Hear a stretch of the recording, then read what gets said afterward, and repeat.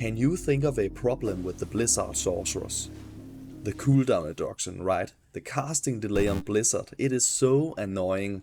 I'm about to show you a build that fixes that problem, and I'm going to compare it against other late game builds for Sorceress, and I'm going to show you what areas this build is good for. One of these areas is very good for farming high runes, and this build completely destroys it. The build is Blizzard and Frozen Orb at the same time, so in between our Blizzard cast we can cast Frozen Orb one or twice, and in this way we are always dealing damage, which makes it much more effective than the Blizzard Sorceress. And let me just tell you, I tried this build on hardcore and I died. Let's have a look at the gear. So I use Death Phantom with a Facet, Night Wings, Mouse Kaleidoscope, Spirit, Skin of Viper Magi, Trang Owls, SOJ, Arrogant Miss, SOJ, War Travelers, Cold Rupture, Geet's Grand Charm, and Cold Skillers. And small charms with Resistance, Hellfire Torch, Andariels. On the offhand I have Call to Arms, and this next part is where you want to pay attention. So, for the skills I have one in Warmth, one in Static Field, one in Telekinesis, one in Teleport, one in Frozen Armor, maxed out Blizzard, maxed out Frozen Orb, maxed out Ice Bolt, maxed out Ice Blast, and then I put points into Cold Mastery just to the point where I have minus 175 to enemy cold resistance. Don't want any more than this, and then the rest I put into Glacial Spike.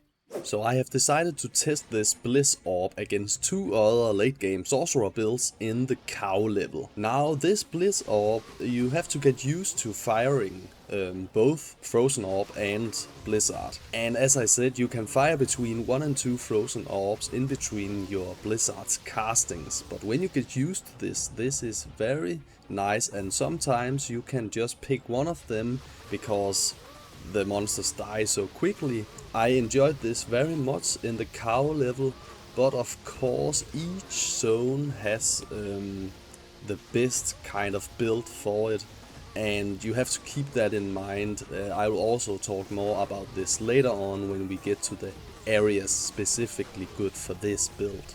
So next I actually went on and changed to the Blizzard Sorcerer. It was just too tempting to see the two against each other in the same map, and it is clear that I spend more time positioning myself when I'm playing Blizzard Sorcerer, and it is also clear that it is slower, and I also think that I was more engaged when I was playing BlizOrb than Nova Sorceress. It wins this comparison for sure because it is so strong and so effective and fast killing, very much so in the cow level. But the Frozen Orb Blizzard Sorcerer does have some other benefits, like it freezes everything around you and it is not that far behind in kill speed.